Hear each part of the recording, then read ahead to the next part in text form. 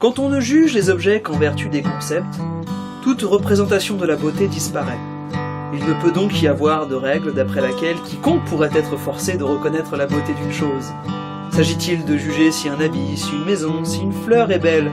On aura beau discourir, le jugement ne se laisse forcer ni par raison ni par principe. On veut soumettre l'objet à ses propres yeux, comme si la satisfaction dépendait de la sensation. Et pourtant, si l'on déclare alors l'objet beau, on croit avoir pour soi le consentement universel. On prétend à l'assentiment de chacun, alors que pourtant, toute sensation individuelle ne décide que pour celui qui l'éprouve et pour sa satisfaction.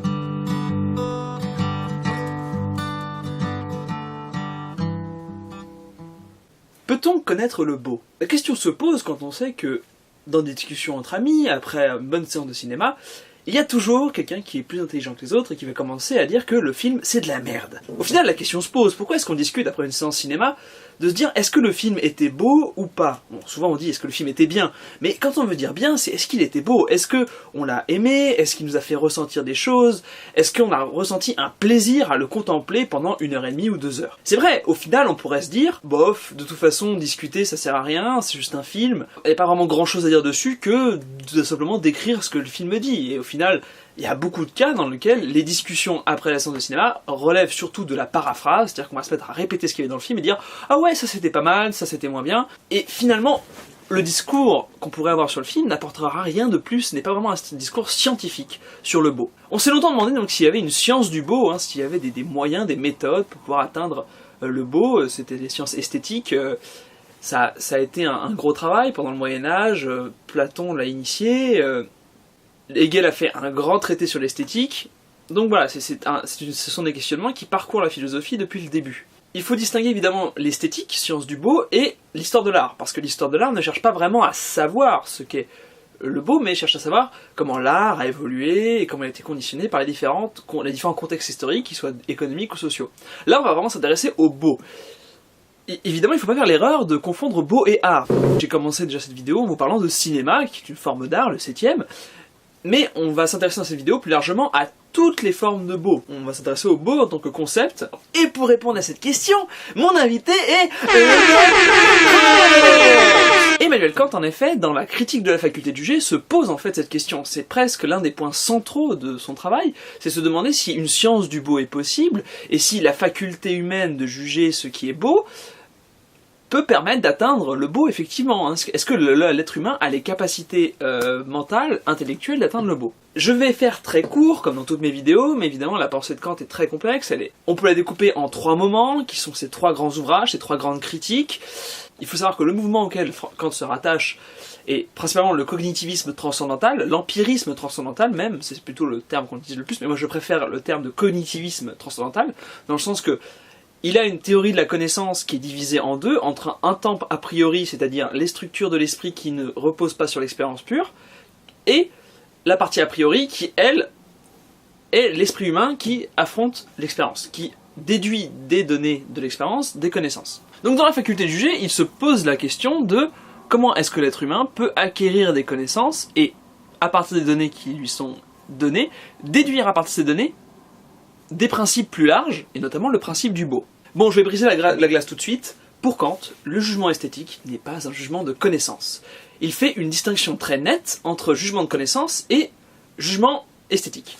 Le jugement esthétique a des caractéristiques très particulières que nous allons devoir dégager dans cet épisode pour bien comprendre ce que Kant entend par jugement esthétique. Pour comprendre la pensée de Kant, il faut se défaire de 2 erreurs en philosophie. D'une part, le normativisme esthétique de Socrate et Platon.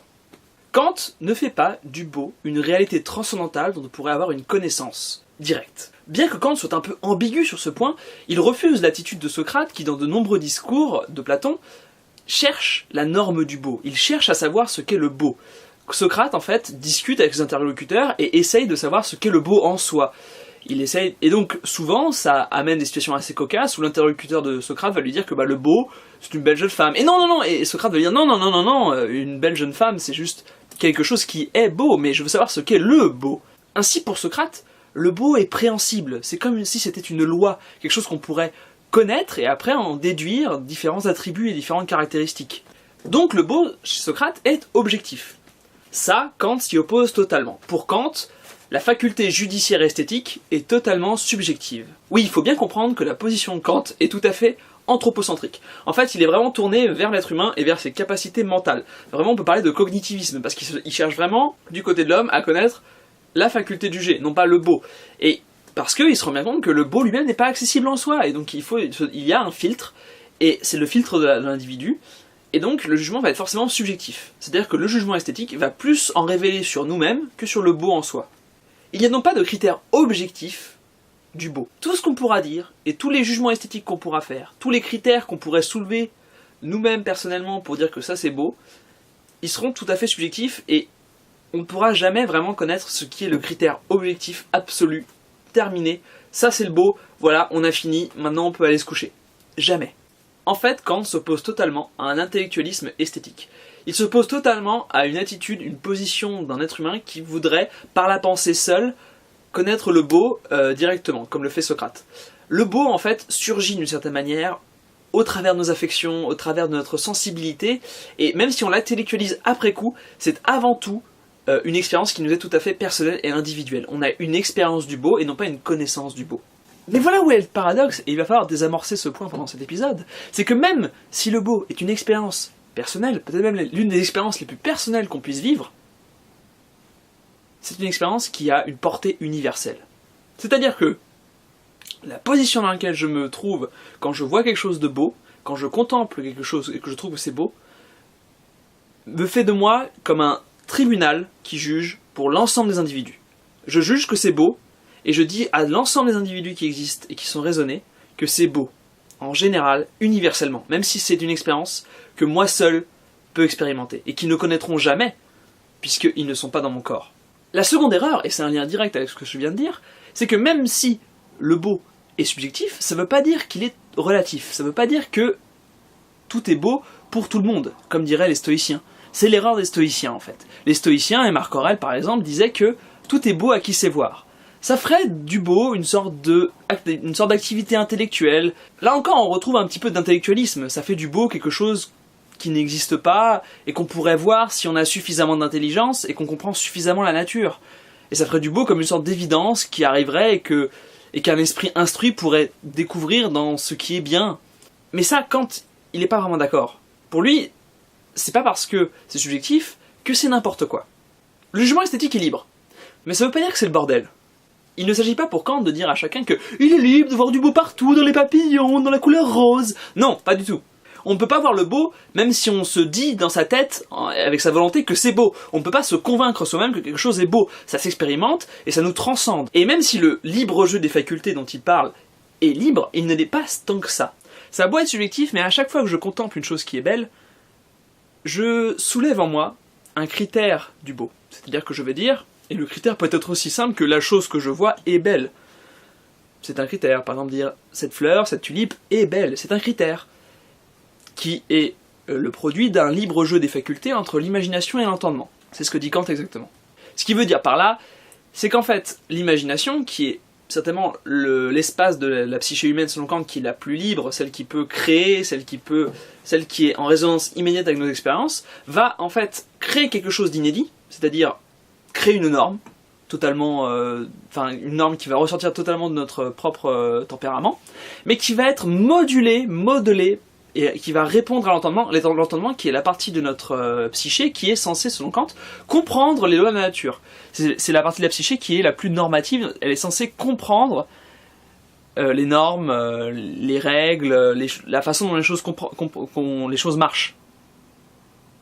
En fait, l'entendement, c'est lui qui est censé quand même pouvoir lire le mode d'emploi et comprendre les concepts des choses qui sont face à nous.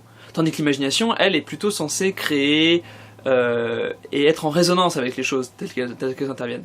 Ainsi, on a un jeu assez amusant entre une imagination qui va essayer de créer le beau, eu égard à la chose belle qu'on voit, se créer une image, mais attention, hein, se créer une image, et non pas un concept, on y revient juste après, n'est-ce pas ?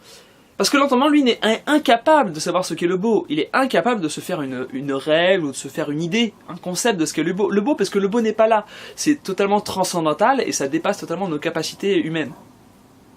Et au final, l'entendement va essayer de travailler avec l'imagination pour construire un critère, une idée, enfin même pas une idée, une image du beau, qui va juste valoir pour une fois, c'est casuistique. Mais pour cette fois-là, on va se dire, ça c'est beau, ce livre est beau, cette poésie est belle, cette couleur est belle, cette montagne est belle, la lumière du matin est belle, des choses comme ça, et on va se les dire de façon casuistique avec l'imagination qui rentre en résonance avec l'entendement. Je reviens donc maintenant très précisément sur la paradoxe dont on avait parlé tout à l'heure. Le fait que le jugement esthétique est à la fois subjectif et universel. Ça, c'est vraiment le cœur du raisonnement de Kant. Comment comprendre ça?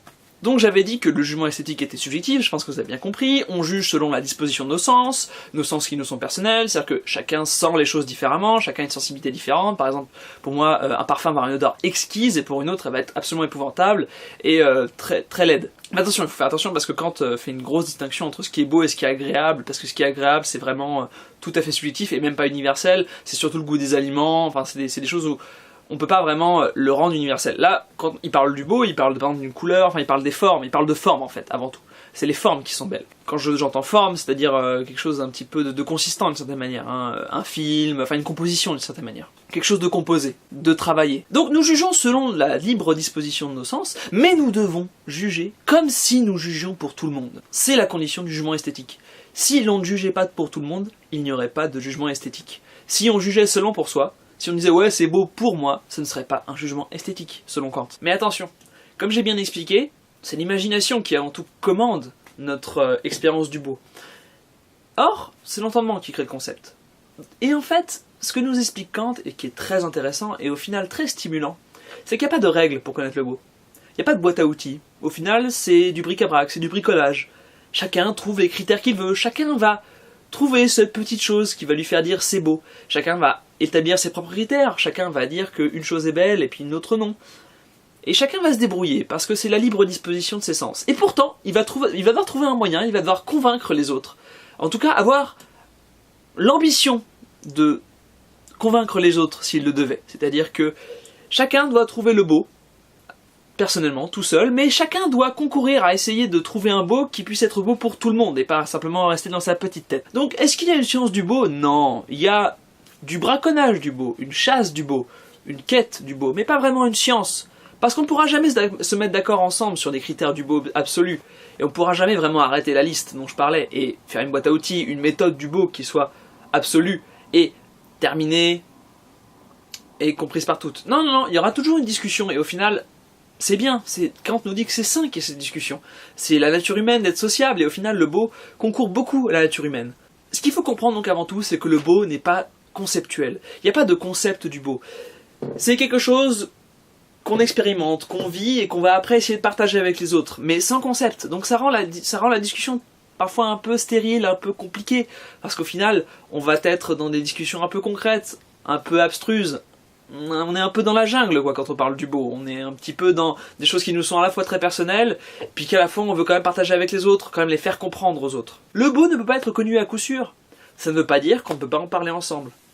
Et c'est vrai que même si on ne pourra jamais vraiment rendre personnellement, et c'est ce qu'on appelle un qualien en philosophie, on ne pourra jamais vraiment rendre la sensation personnelle, et tout qui nous est toute propre, qu'on a eu devant le film qu'on a vu, et les choses que ça nous a dites, et les choses qu'on a ressenties.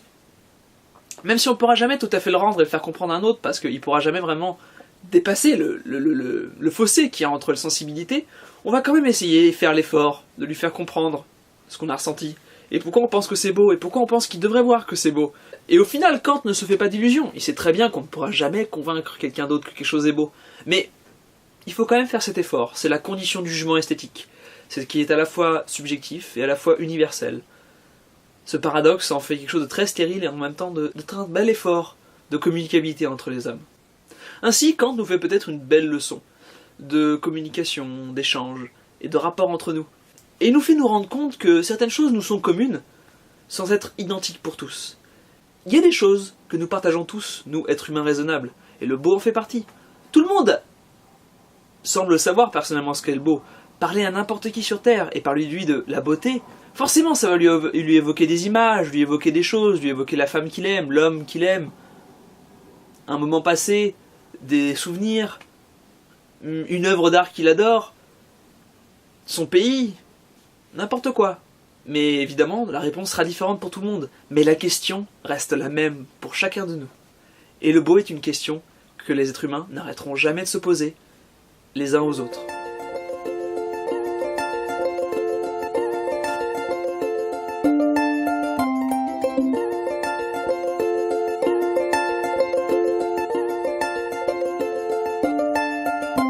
Would you be everything I wanted in a lover and an accomplice? Could you be her? Would you feel together and inebriated, enabling of a fable we were never meant to be, but together?